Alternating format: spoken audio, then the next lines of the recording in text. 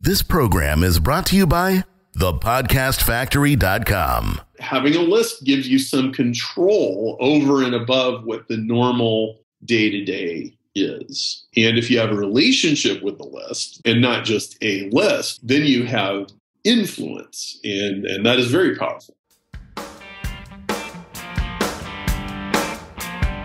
Hi, my name is Igor Kheifets, and this is the List Building Lifestyle, the only podcast which delivers cutting-edge conversion strategies from the online trenches straight to your earbuds. Download the transcript of today's episode and all future episodes at listbuildinglifestyleshow.com. I also invite you to grab a free copy of the Wealthy List Builder Survival Guide at listbuildinglifestyleshow.com/survival. And now, once again, it's time to claim your list building lifestyle. Welcome back to another edition of the List Building Lifestyle with your host, Igor Kheifets. And today, my guest is the author of 80/20 Sales and Marketing, Perry Marshall. Perry, how you doing?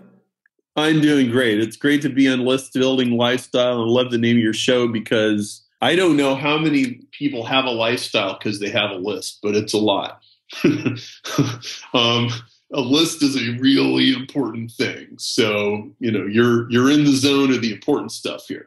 Oh, yeah, absolutely. That's pretty much the only thing that worked for me. I mean, I tried blogging and all sorts of different kind of methods, and list building was the only thing that really kind of clicked. And it's funny because I remember watching the sales video by Ryan Dice, and in the sales video, he was talking about how he gave his friend, gifted him with like golf clubs or something that cost $2,700, and he paid for those golf clubs with just one blast to his list. I can clearly see that picture in my mind. That was the moment when I said, damn it, I got to have a list. I want to be able to send an email and just make a bunch of money. You know what I mean? So, and look, a list in addition to, whatever normal thing happens in your business that, if you have a yogurt shop, then there's foot traffic and there's people coming in and out all the time. But having a list gives you some control over and above what the normal day-to-day is. And if you have a relationship with the list and not just a list, then you have influence. And that is very powerful. Well, yeah, and authority. I mean, that's the one thing you have a lot of in the marketplace today, and that is authority. And that's one of the main topics in your book as well, the 80/20 Sales and Marketing. And this is pretty much where I want to take this conversation. And, to get started, do you mind walking us through the principle, the 80/20 principle? How does that work? Where does it come from? And how did you find out about it? Yeah, so I was on an airplane just the other day, and I had these two interesting people on either side of me. The guy on my left was a sales manager, and the lady on my right was a writing teacher. Now, the sales manager on my left, 80/20 came up in the conversation, and the sales manager had actually read Richard Koch's original book, The 80/20 Principle. And the lady on my right had never heard of it, even though she was clearly a very bright woman. Of course, she wasn't a business person either. And I explained, I said, 80% of the writing comes from 20% of your writing students. Because she taught expository writing, I think, and I started explaining 80% of the traffic runs on 20% of the roads in your town. And not only that, 80% of the 80% of the traffic runs on 20% of the 20%. And the guy's like chiming in. He's like, oh yeah, and hopefully most marketers and business people, knock on wood, have heard of the 80/20 principle, but I know that most people really don't get it. And I know this because I talk to people every day, but most people, they're actually like me. And I remember when I was a sales manager, back when I had a Dilbert Cube job, somebody was talking about the 80/20 principle, and I printed out a sales report in QuickBooks, and I literally took my calculator and I just went down and I started adding them up. I'm like, well, I'll be darned. That's true. 80% of our business is coming from 20% of these customers. And the next thought I had was, that guy Dimitri, who calls me like about once a month and chews up all this time, he doesn't buy very much stuff from me, and like he gets more than his fair share of my time, and I should probably just stop selling stuff to him. But I didn't stop selling stuff to him, and I didn't really think about it anymore. And 80/20 at that time was just a rear view mirror confirmation of something that we already know is true, which is that some customers are bigger than others. And that's really all I thought it was. But it's not just that. It's so much more than that. And so here's what happened. So a few years later, Ken McCarthy, who has a really good track record of recommending great books, everybody's telling you to read a book, right, Igor? Oh, yeah, absolutely. My Kindle is exploding. I got 10 books I'm reading right now, 100 more that's on the list. And every day there's, someone telling me about a great book. I just had we're just recording earlier today, and my producer, Jonathan, was like, dude, you have this employee problem. There's a great book, and I want to give it to you. And I'm thinking, awesome, that's great. I'm really grateful. But damn it, when am I going to read it? I don't have the time. Oh, yeah. Well, and so it gets to where unless you hear 3 or 4 people tell you that a book is really awesome, you'll probably never actually read it, even if you do buy it. Or it is on your Kindle, or I don't know, someday I'll be sitting around with nothing to do and maybe, right? But anyway, Ken had a great track record, and he said, oh, you've got to read The 80/20 Principle by Richard Koch. And so I pick it up and I read it. And I got to page 14, and Richard just mentioned something. It was almost a throwaway remark. And it sent me down this whole rabbit trail. My mind set on fire. And what he said, and I'm not sure everybody's going to relate to this, but I'll slow down and explain it so you can kind of get it. He said 80/20 is closely related to chaos and fractals and complex systems. And I was like, oh. Yeah, you lost me at that point. Now, I really need to stop and tell you this. So here's what it is. So if you ask me, how long is the coastline of California? And I say 1,500 miles or 1,000 miles, whatever it is, as a crow flies, that would be an accurate answer. But there's actually not any one answer to that question. If you drove your car all the way up the coast, instead of being 1,000 miles, it might be 1,500 or 2,000 because it winds all around. And if you walked the coastline, it'd probably be 4,000 miles. And, if a dog walked the coastline even tighter, it might be 8,000 miles. And, if a bacteria walked, it would be like a million miles. Do you understand what I'm saying? No, not really, to be honest. Okay, because it's curvy, it's wiggly. So right. So the edge of that coast. There's the little peninsula, and then there's the little inlet, and and we could get down to like literally the rocks where the wave comes in, or the tide goes up and the tide goes down, and it changes. So there isn't any one answer to how long is the coast of California. And this is actually a huge truth about how people spend money. Okay. Or here's another example. You have the side of a mountain and it's full of snow, and somebody claps his hands, kind of like you did just before we started to give the signal to your sound guy. Somebody could clap their hands and there could be an avalanche because that one tiny trigger, all of a sudden, it destabilized something. Well, that is an 80/20 moment when that avalanche suddenly crashes down and goes rolling down the mountain. Or this guy named Ed Lawrence was trying to model weather on a computer about 50 years ago, and it was really going good. And he's like, well, okay, I got the humidity, I got the temperature, and look, I got this hurricane, and wow, this is amazing. I'm going to we're going to have really accurate weather forecasts. And then the next day he comes in and he changes the tiniest little thing at the beginning of a simulation. And 6 months later, the weather's completely different than it was just like one tiny decimal place. And that's called the butterfly effect. And the butterfly effect says that a butterfly's wings could cause a hurricane 6 months from now, somewhere, maybe. And it's so sensitive to the beginning that you don't even know. And now this is a huge secret to finding efficiency in sales, because in sales and marketing, you can actually find the butterfly wings if you know where to look. Okay. And this is so powerful. And my goal with people that I talk to in interviews is, if I can get a person to see 80-20 everywhere they look, then I've succeeded, because it is literally everywhere around you. So here's what 80-20 says. 80-20 says that most cause and effect is not proportional.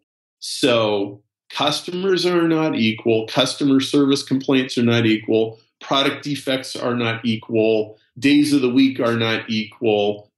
Tables in your restaurant are not equal. That in all these things, 20% of the effort produces 80% of the results, and then the other 80% of the effort only produces 20% of the results. And if you look at it intelligently, you can start to see the patterns, and you can see where there's huge leverage. Now, what Richard said, when Richard said what he said, I suddenly knew, hey, wait a minute, that means there's an 80-20 inside every 80-20.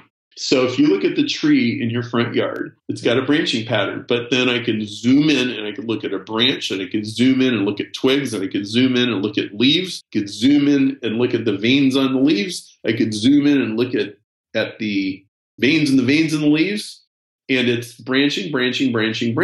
Okay, well, 80-20 is like that too. And so, oh my goodness, so that means if 20% of my effort produces 80% of my income, that means 20% of 20% of my effort produces 80% of 80%. So that means 4% of what you do is 64% of your income. In fact, 1% of what you do produces 50% of your income. So that means that how much money you made last year, half of it came from 3 days of something you did. This is mind-blowing. It is. Half of your income came from 3 days of last year. Now, people on salary will almost never see this. If you're on straight commission or you're an entrepreneur, you live by your wits, you're like, oh yeah, I had that one conversation with that one guy and it opened up that door, and then I got into this whole new thing, and like it was like shooting fish in a barrel.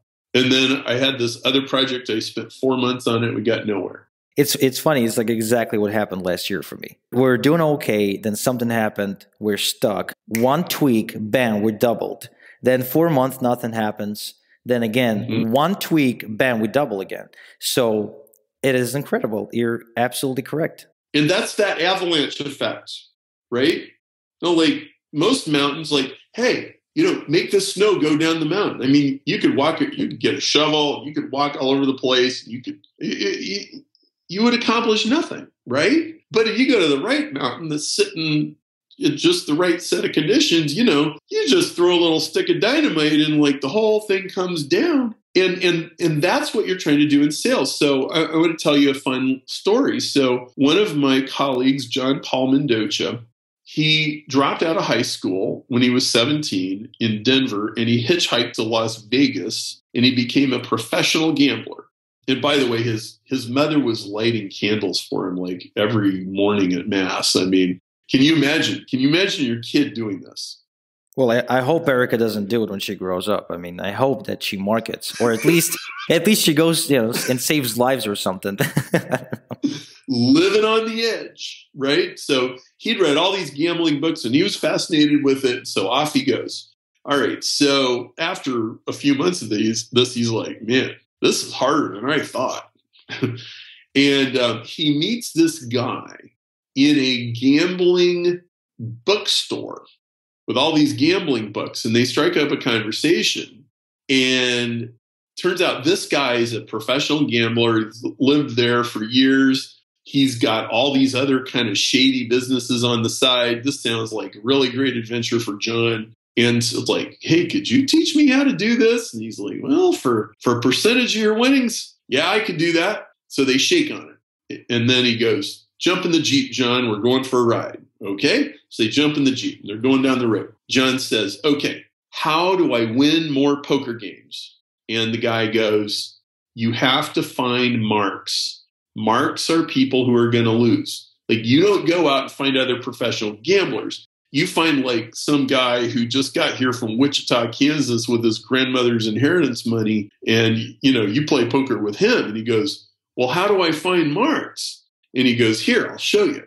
And they pull into a parking lot of a strip club. And they go into the strip club. And there's women and there's rock and roll and there's people drinking and it's loud and it's crazy. And Rob sits down with John at one of the tables. He pulls a sawed-off shotgun out of his jacket and he opens the chamber.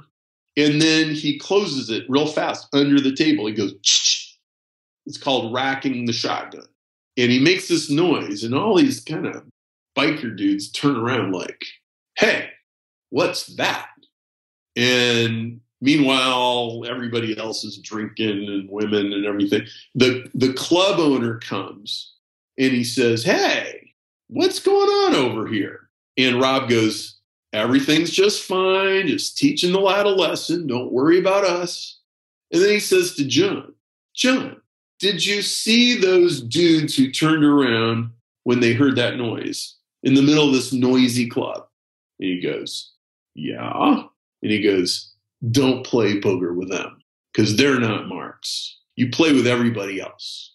Now, everything you do in list building is racking the shotgun.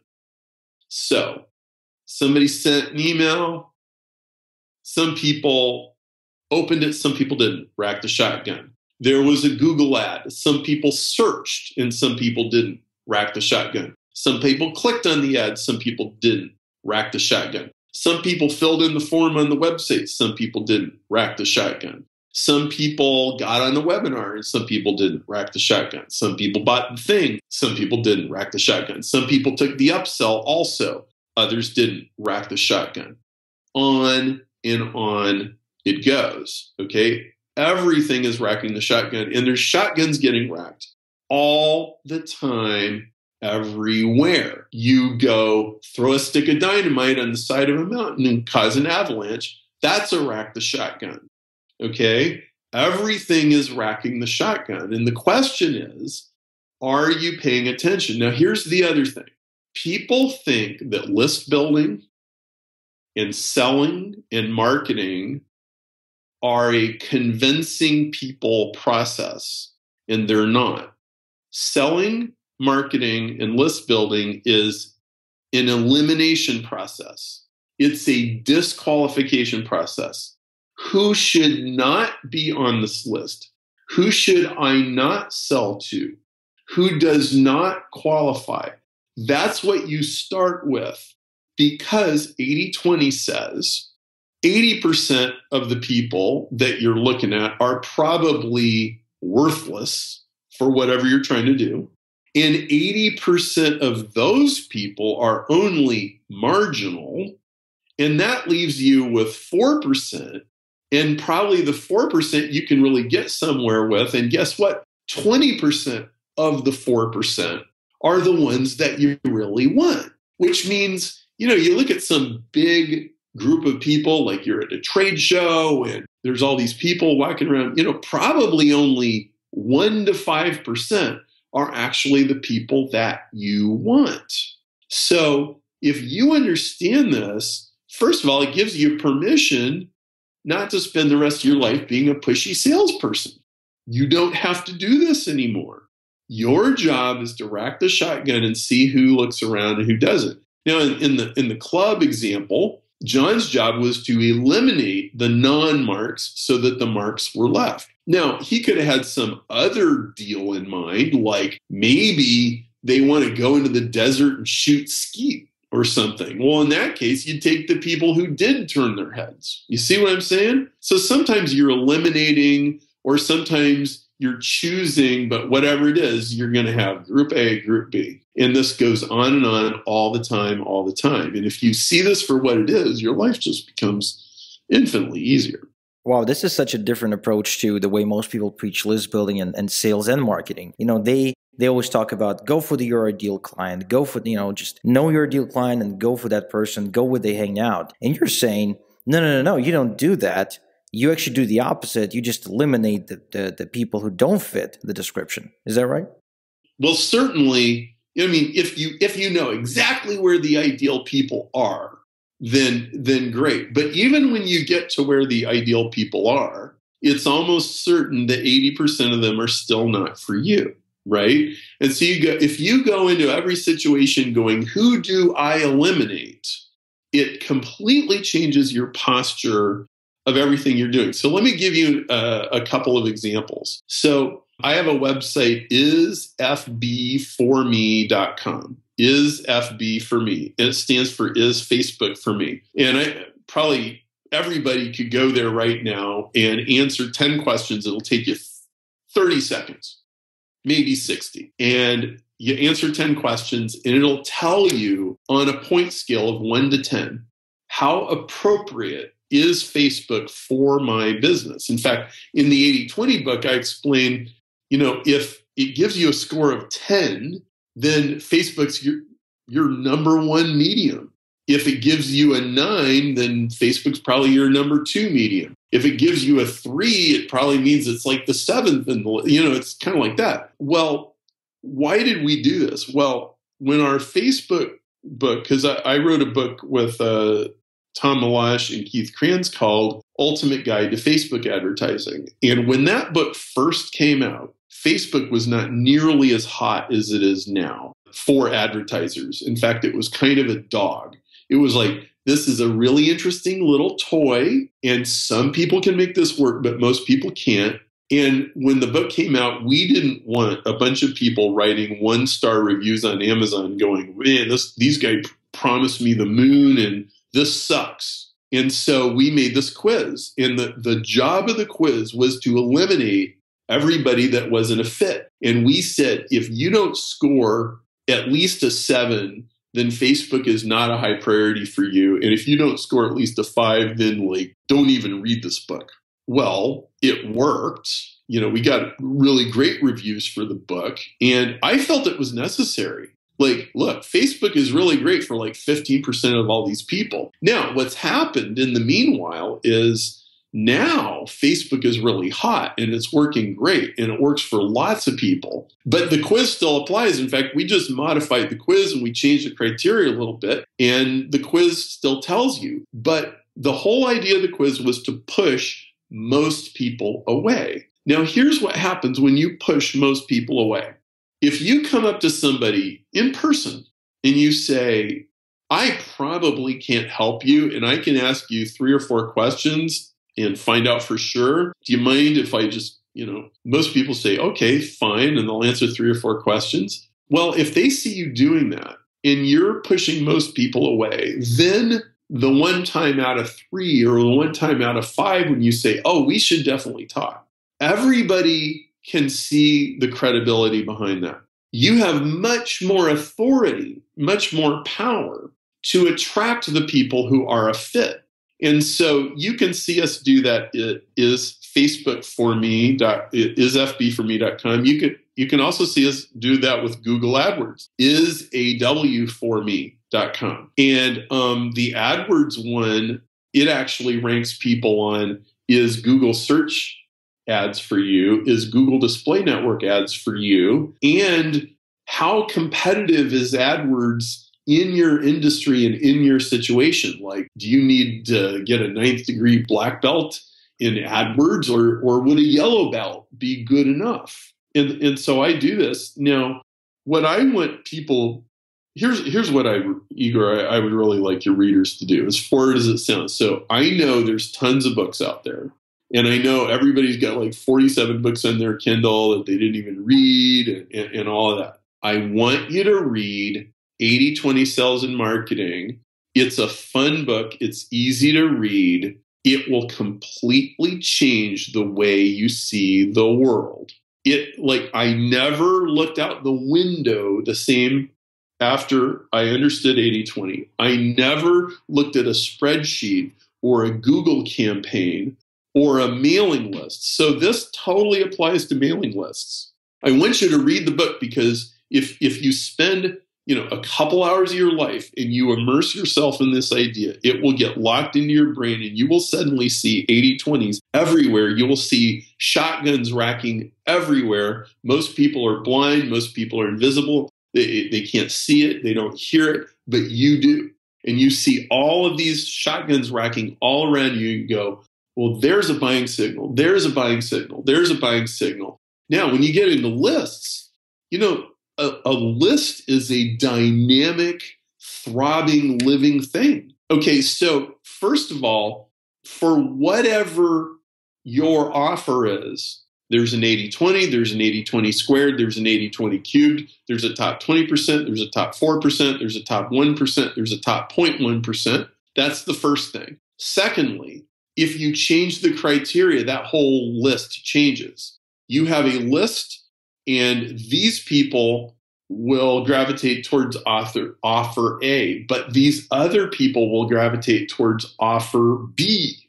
And you might find that, hey, inside my list, my one list, I actually have 10 lists here, or I actually have I have 100 lists here. I can rack the shotgun and I can pull out these sub lists of people. And the deeper and longer your relationship with those people, the more you can do that. And you can start to do some really clever alchemy with email and, of course, other forms of communication. And it's just incredibly powerful. And this is the real power of lists. It's not just having a list, it's segmenting the list. Wow, this is I've been kind of quiet. Usually I interrupt my guests all the time, and with you I'm just sitting here taking notes. And to be honest, I knew of the 80/20 rule from a while ago. It really helped me in my business, but I only picked up the book recently when I decided to interview you, and kind of when I worked up the courage to do so, because obviously I've been following you around for like forever. So I believe it is quite an easy book to read. And I sort of blew through the first 3 chapters, I think, within 20 minutes. Very, very easy to read. Lots of pictures, lots of stories. Pictures and mental pictures, not as like a regular shotgun. You can clearly see it happening, right? So guys, I really recommend you pick up a copy at perrymarshall.com, because you can get it for a penny over there. Just pay shipping and handling. And the 80/20 rule will forever transform the way you do business, the way you build your list, the way you drive traffic. And Perry, before we end the episode, I just want to confess I am totally stealing the idea, and I'm creating Is Solo Ads Right for Me? Just so we're absolutely okay. It is a great way to lead generate. I mean, so take this away. So Is Solo Ads for Me? You can go to Is FB for Me or isawforme.com, steal the ideas, steal the format. It's a really great way to sell. I got an interesting comment. It was one of the first Amazon reviews of 80/20 sales and marketing. There's more than 300 now, but one of the very first ones, the guy said, so who should read this? Well, anybody who works for a living. And why is that? Well, because 80/20 applies to lists and traffic and all that. Like in a Google campaign, I could spend 2 hours going through a Google account showing you all the 80/20s that show up. It's the ads, the keywords. Most of the keywords are 95.5, by the way. But it also applies to your time management, your employees, your staff, to market research. And there's so many shortcuts. And if you go through life going, instead of not what can I do or what should I do, if you start every day with what shouldn't I do? What should I stop? And, some of us really need that because, I've got a great work ethic and I've got all these ideas and I'm a doer, and those are great characteristics. In fact, all those characteristics are like maybe the number one thing that'll get a person past $100,000 a year of income. But if you want to get to $1 million a year, you have to flip that upside down. If you're making $1 million a year, your first question is, what am I not doing today? What skill am I not developing? What idea am I not chasing? Like, I think you can make $100,000 a year just chasing every opportunity that comes your way. But if you really want to make the big bucks, you're going to turn that upside down. Well, I actually did not. I knew this episode was going to be freaking awesome, but I did not expect it to be this good. So, guys, 80/20 Sales and Marketing by Perry Marshall. Get it at perrymarshall.com if you want to get it for a penny plus shipping and handling. Or you can go on amazon.com, get it on Kindle like I did. Either way, get the book, apply it everywhere. I don't like your business, list building, traffic, relationships. It applies to absolutely every freaking thing in your life. Perry, truly honored and really happy that you found the time to sit down with me and rap about this stuff. Any last piece of advice for our list builders? Well, in the book, we've got some really nice bonuses that, so you buy the book and you crack it open and there's a website access that you get. One of the things you'll get with the book is a personal lesson in how I groom my email list. I've got people now who've been on my email list for 15 years, if you can believe it. That's a long time, and they still read my emails. In fact, a frequent thing that I hear when I meet people in person is they'll say to me, I've been on every guru's list, and like you and these one or two other guys are the only ones left. I eliminated everybody else. Well, I really take good care of my email list. And what you'll see when you subscribe to the book bonuses is the art. I call it the maze. I call it building the maze. And we build our email system to respond to what people respond to and to not send them what they don't respond to. And so it naturally, organically goes in the direction where people want to go. And we train people to addictively read our emails. And a lot of it is because we show respect for our customers. We know we don't take them for granted. We don't just look at them like walking ATM machines. And so I think that's something that comes with the book that you'll really appreciate. Sweet. Guys, get on the list, study Perry. Find his 20% and model that as fast as you can possibly do it. So, Perry, thanks again for being here. Igor, thank you. It's a pleasure to be on List Building Lifestyle. It's an honor. Well, it was an honor hosting you, and hopefully it's not the last time you're coming down to share some value. All right. Thank you much. So, list builders, I'll talk to you soon. Thank you for listening to the List Building Lifestyle. Make sure to subscribe on iTunes or Google Play to never miss an episode. Because who knows, just one conversion tactic we share on the show might double your list and double your business. Download the transcript of today's episode and all future episodes at listbuildinglifestyleshow.com. And don't forget to claim your complimentary copy of the Wealthy List Builder Survival Guide at listbuildinglifestyleshow.com/survival. This is Igor Kheifets, and until next time we talk, have a good one.